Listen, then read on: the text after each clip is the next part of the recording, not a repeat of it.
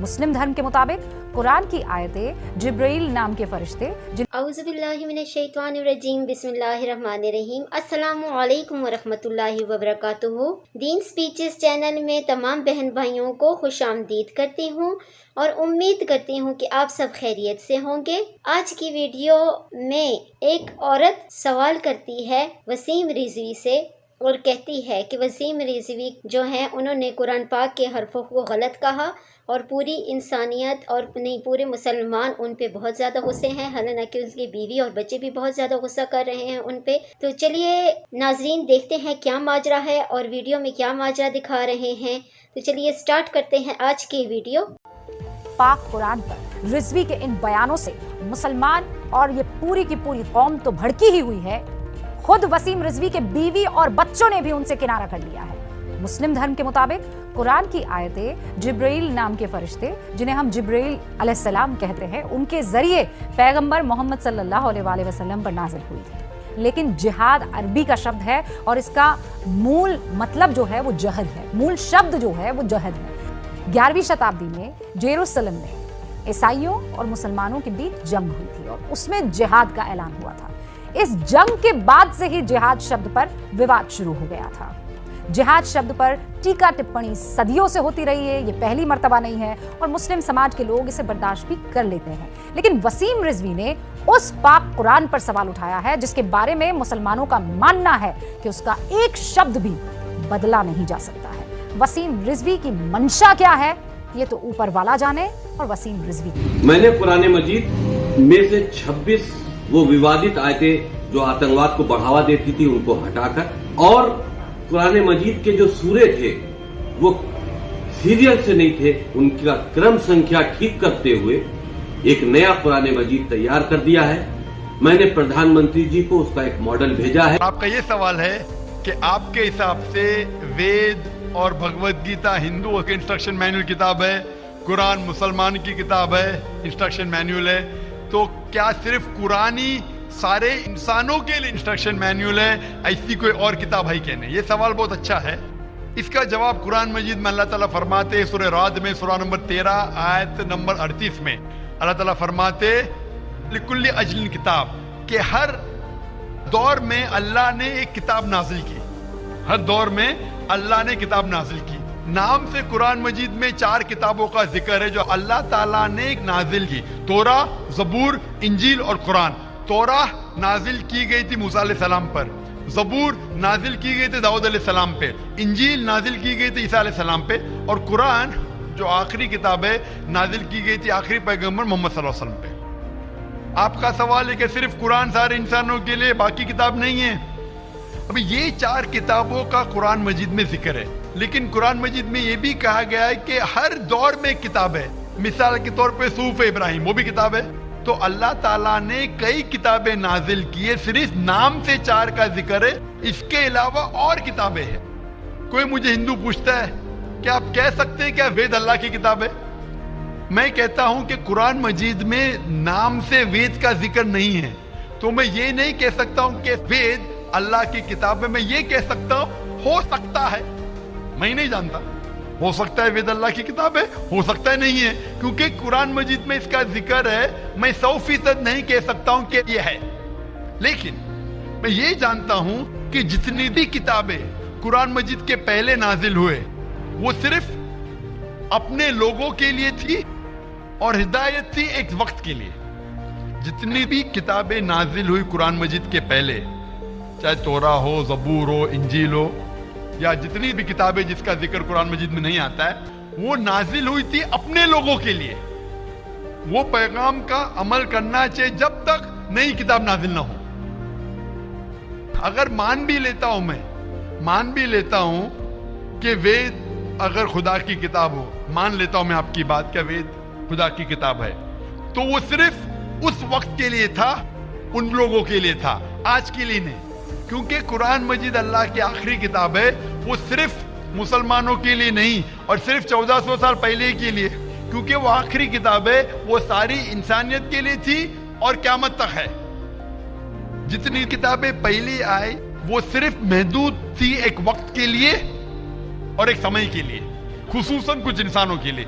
مثال کے طور کے اوپر تورا نازل ہوا تھا صرف یہودی کے لیے, موسیٰ علیہ السلام پہ نازل ہوا تھا جب تک نئی وحی نہیں آئی, اس وقت کے لیے اور ان لوگوں کے لیے. آج کیونکہ قرآن مجید آخری کلام ہے, وہ صرف مسلمانوں کے لیے نازل نہیں کیا گیا تھا, صرف عربوں کے لیے نہیں لیکن سارے انسانوں کے لیے. اور جو قرآن مجید کا پیغام ہے وہ صرف 1400 سال پہلے کے لیے نہیں ہے, وہ قیامت تک کے لیے. اسی لیے اگر میں مان بھی لیتا ہوں وید خدا کا کلام تھا, وہ صرف اس وقت کے لیے تھا, اور جتنے بھی اللہ کے کلام جو قرآن مجید کے پہلے آئے وقت کے دوران ان میں ملاوٹ ہونے لگی. آج آپ تحقیق کریں گے جتنی مذہبی کتاب, قرآن مجید کے علاوہ سبھی مذہبی کتاب میں ملاوٹ ہے, اس میں کنکوکشن ہے, فیبریکیشن ہے, بہت ملاوٹ ہے. مثال کے طور پہ مہابھارت پڑھتے ہیں جو کہتے ہیں پنڈت کہ مہابھارت سب سے پہلے کہا گیا تھا, ارجن کے گرینڈ سن نے کہا تھا, اس وقت 8000 شلوک تھے.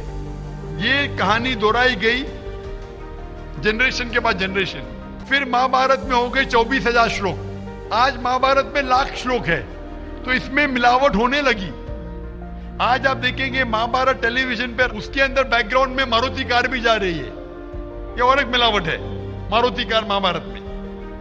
تو اسی لیے جتنی بھی کتابیں اللہ نے نازل کی, کیونکہ وہ سارے انسانیت کے لیے نہیں تھا اور قیامت کے لیے نہیں تھا, اللہ تعالیٰ نے اسے ضروری نہیں سمجھا محفوظ رکھنے کے لیے. بٹ کیونکہ قرآن مجید آخری کتاب ہے اور اللہ سبحانہ و تعالیٰ جانتے کہ ایک تا قیامت تک رہنے والی ہے, اسی لیے اللہ تعالیٰ فرماتے سورہ ہجر میں سورہ نمبر 15 آیت نمبر 9 میں کہ ہم نے قرآن نازل کیا, ہم اس کی حفاظت کریں گے. تو اسی لیے یہ کہنا کہ باقی کتاب, تو آج قرآن مجید صرف مسلمانوں کے لیے نہیں, سارے انسانوں کے لیے, چاہے آپ ہندوستان میں رہ رہے ہو, چاہے پاکستان میں جی رہے ہو, چاہے سعودی عربیہ میں, چاہے امریکہ میں, چاہے UK میں, چاہے آپ ہندو مذہبی خاندان میں پیدا ہو یا عیسائی خاندان میں پیدا ہو یا مسلمان خاندان میں پیدا ہو, آج سارے انسانوں کو اللہ کے آخری پیغام قرآن مجید پڑھنا چاہیے, اس پہ عمل کرنا چاہیے, اس کی بات ماننا چاہیے. اسی لیے میں کہتا ہوں قرآن مجید سارے انسانوں کے لیے. یہ چیز میں وید کے بارے میں نہیں کہہ سکتا ہوں, کیونکہ اگر آپ تحقیق کرتے ہیں وید میں بھی ملاوٹ ہے. آج اگر آپ سائنس کے ذریعے تحقیق کرنے لگیں گے, قرآن مجید کو چھوڑ کے باقی سارے کتابوں میں آپ کو غلطی ملیں گی.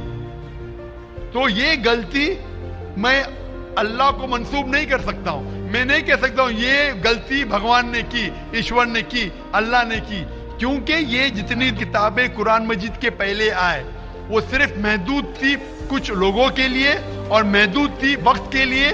اللہ نے, بھگوان نے, ایشور نے اسے محفوظ رکھنے کی ضرورت نہیں سمجھی. آج کیونکہ قرآن مجید آخری پیغام ہے اللہ کا, اللہ تعالیٰ خود کہتے ہیں کہ وہ محفوظ رکھیں گے.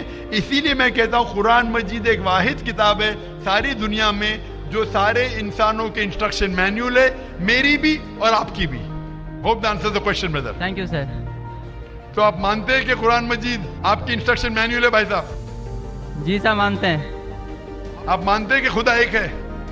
وہ ٹھیک ہی بنا ہے, خدا ایک ہی ہے. ہم مانتے ہیں کہ آپ مانتے بت پرستی غلط ہے؟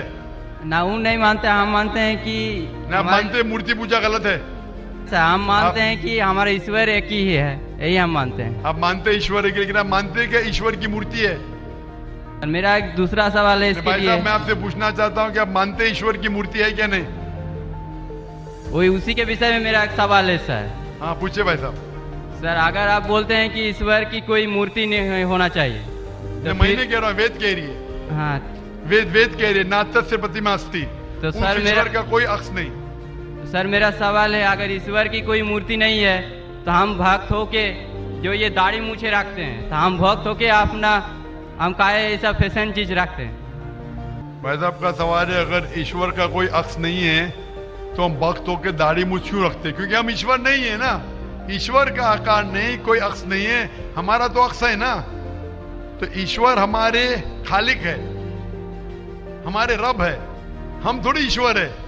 तो जी नाजरीन, ये थी आज की वीडियो। उम्मीद करती हूँ आज की वीडियो आपको बहुत ज़्यादा अच्छी लगी होगी। आज की वीडियो में एक औरत सबसे पहले वसीम रिजवी के बारे में बताती हैं कि वसीम रिजवी जो है वो उसने कुरान पाक के लफ्ज़ों में अदल बदल के उसने दूसरा कुरान पाक बनाया है, और उसने कहा कि इस बात पे मुसलमान कौम उस पर बहुत ज़्यादा गुस्सा है, और हालांकि उसकी बीवी और बच्चे भी इस बात पे बहुत ज़्यादा उसकी मुखालफत कर रहे हैं। डॉक्टर जाकिर नाइक कहते हैं कि कुरान पाक की 4 किस्में हैं, तौरात, ज़बूर, इंजील। तौरात जो आपने सबने देख लिया है कि वीडियो में उन्होंने बताया कि तौरात किस पर नाजिल हुई, इंजील किस पर नाजिल हुई, ज़बूर किस पर नाजिल हुई, और उसके बाद कुरान पाक किस पर नाजिल हुआ। उन्होंने कहा कि ये तौरात, ज़बूर, इंजील वक्ती थे, मतलब थोड़ी देर के लिए आए थे। जिस तरह कुरान पाक थोड़ी सी आयत उसकी आई थी, नाजिल हुई थी, फिर उसके बाद ज़बूर की भी थोड़ी सी आयत आई थी, वो भी नाजिल हुई थी, मतलब आधे आधे हिस्से में 4 हिस्सों में, ठीक है। फिर आखिर में कुरान पाक हज़रत मोहम्मद मुस्तफ़ा सल्लल्लाहु अलैहि वसल्लम पर नाजिल हुआ।